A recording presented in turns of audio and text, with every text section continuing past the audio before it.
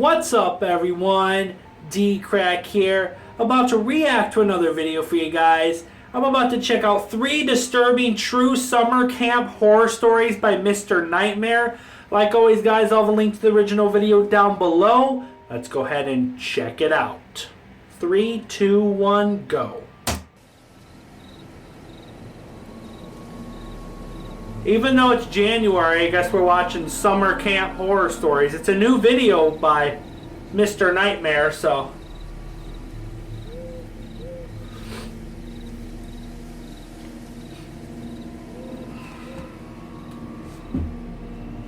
In 2010, I went to a summer camp called Camp Ernst that my parents signed me up for.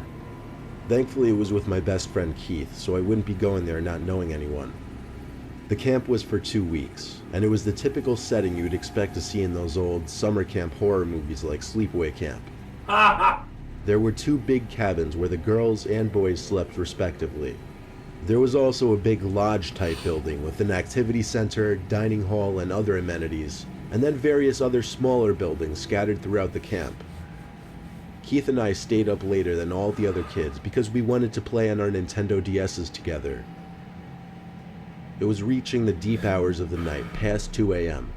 We were still playing DS together. That's when the door to the cabin opens. Oh! Open! Panicking, we both threw our DS's under the pillows and pretended to be asleep. Footsteps moved around the room, from Keith's bed over to my bed. Then the footsteps stopped at my bed, and for a short moment, I felt the ever-so-soft feeling of someone breathing down my neck. Then the footsteps moved away from my bed and back to the door. So like some kidnapper? I looked over to Keith and said, "That was scary. Especially since whoever that was breathing down my neck." We went back to playing on our DS's.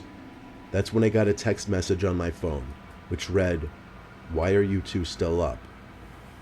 Those of us who had cell phones were given a list of phone numbers of the camp counselors who we should call if something were to happen. But that number didn't belong to any of the counselors. What? Not that I knew of, at least. I texted back saying, "Who is this?" They never responded, though. I told Keith, who didn't have a cell phone, and he was just as freaked out as I was. Obviously, it had to be a counselor. Or so we thought. So we went back to playing on our DS's with the screen brightness all the way down. We both heard the back door to the cabin open. No! We looked at each other and once again threw our DS's under the pillows. Hell no! There were no more footsteps, though. Suddenly my phone vibrated. It was another text message from the same number. It said, "It's Counselor Tony. Come outside to the back of the cabin. I have something to say to you." No. I told Keith, and he said it sounded way too suspicious. It's a freaking trap. Then we both wondered if whoever this Tony person was the one who just opened the back door. I got off the bed and took a few steps to the center of the room, where I could get a view down the hall to the back door. It's not Tony. There was no one in sight, so I walked down the hall a little bit. Keith didn't approve. When I got closer to the back screen door of the cabin, I realized there was a little section of wall that caved in, and in that little opening, there was someone hiding. I got a little closer and realized it was not a camp counselor, but some really old, creepy-looking man who was about the same height as me. Probably a freaking pedophile. I ran back to my bed screaming help, waking Rapist, everybody up. kidnapper. It was at that moment that I heard the back door slam shut. No. A camp counselor came rushing inside through the front door, and I told everybody what just happened. The counselors went around the whole campsite, searching the perimeter for anyone matching the description I gave. It was a big place surrounded by forest, though. It would be impossible to find someone. The dude probably snuck through the forest and creeping on little kids. My best guess would be he somehow found a list of phone numbers that the counselors had made. But how did he know who I was? I still dream about this experience every now and then. The only thing I can think of is the guy went in the room and picked up the kid's cell phone without him realizing, opened up the cell phone and found the number for that phone. It was my first and last year at a teenager summer camp, which was basically a 13. traditional summer camp for teens aged 13 to 16. The place had some history, though. An old woman who worked on the grounds died from reasons not disclosed to the public. The old woman was one of the former cafeteria workers, Miss Graham. Well, I'll keep this short. It was one of those nights that my brain just hated me and was basically telling me, you're not getting any sleep tonight. I was rolling from side to side in an uncomfortable I've never cot had as that everyone else problem. was fast asleep. The full moon made for a bright night. Beams of light literally poured into the room from every window. I was so far from tired that I just felt defeated. I sat up and rubbed my eyes, and when I opened them again, I noticed the light from the window straight across from me was blocked by something. I gasped when I saw what was blocking the light. No! It was a person's head. It looked like an older woman with a red cap on. What the hell is this lady doing? I thought to myself. Looking through the window? I hate that. I realized the woman was looking right at me, like her eyes were locked onto mine. When I saw this, I flipped on my side. I'm going home. To be asleep. Or maybe I just wanted to hide under the covers like a baby. I gave it a minute before I looked back at the window. She was gone. I breathed a sigh of relief. The room seemed darker now, though. Something wasn't right.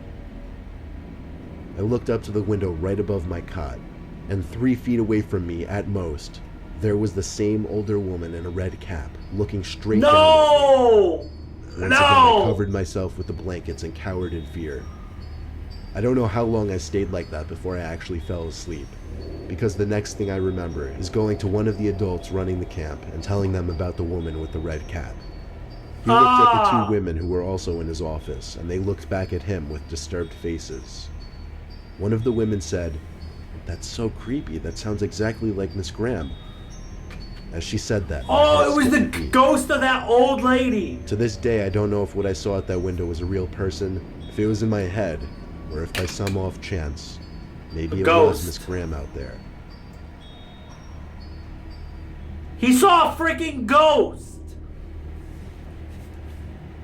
I'll never forget the time I went to a sleepaway camp in Pennsylvania.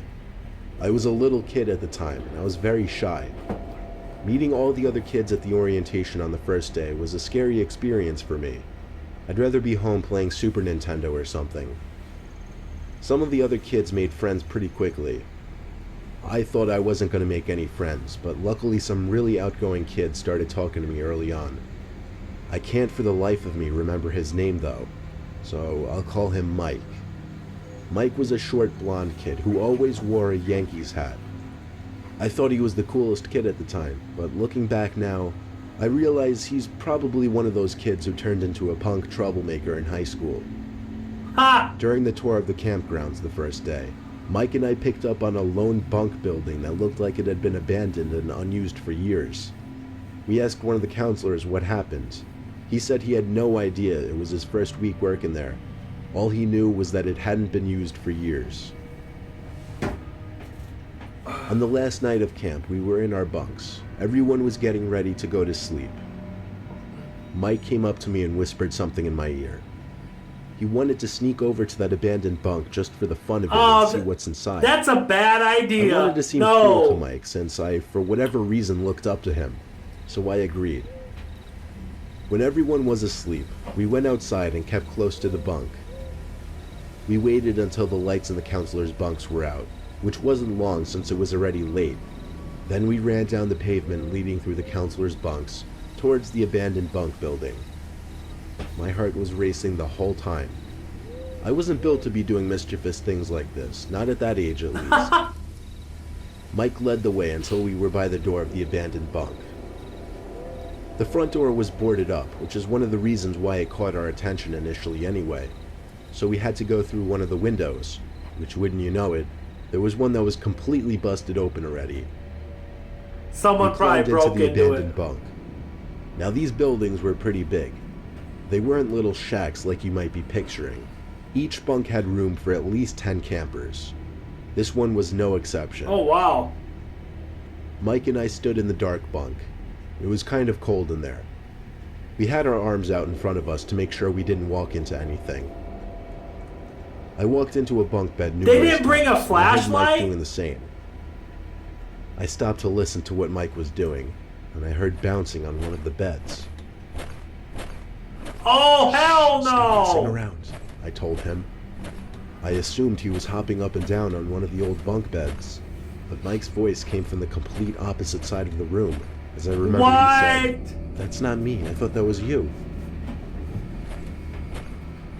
We had nothing to use Get as a out! light source, so we were in a pitch black room in a building that hadn't been used for years, and all we heard was the sound of someone bouncing up and down on a squeaky mattress. Needless to say, we freaked out and ran for the window we entered from. It was tiny though, so it took a while to get out. While I was waiting for Mike to get out, the bouncing sound stopped, and there was a loud thud sound. Whoever was bouncing on that bed must have jumped off. I jumped up to the window, and as I crawled through, I felt two hands grab onto my foot and try to pull me back in. No! But I was already out the window. Are you joking? We ran back to our bunk and locked the door. We contemplated running to the head counselor's bunk to tell them. Yeah, but we figured but then we you get didn't in want to trouble. get in trouble. Yes, looking back, that was a stupid decision. But we got through the night okay and went home the next day, living to tell the story another day. Yo! Alright guys, that was 3 disturbing true summer camp horror stories by Mr. Nightmare. The thing that bothers me with some of these stories, it's like, what the hell happened? Or like, who was it? Who was that creepy person jumping out of bed and then they tried pulling the kid in by, like, was that a demon, a ghost? Was it an actual person in there trying to, like, kill him? That's the hard thing. I don't think we'll ever know. But alright guys, if you enjoyed this reaction, please make sure and smack the like button. Subscribe to my channel if you're new. If you enjoy my reaction, just leave a comment down below. Let me know. But until next time guys, peace.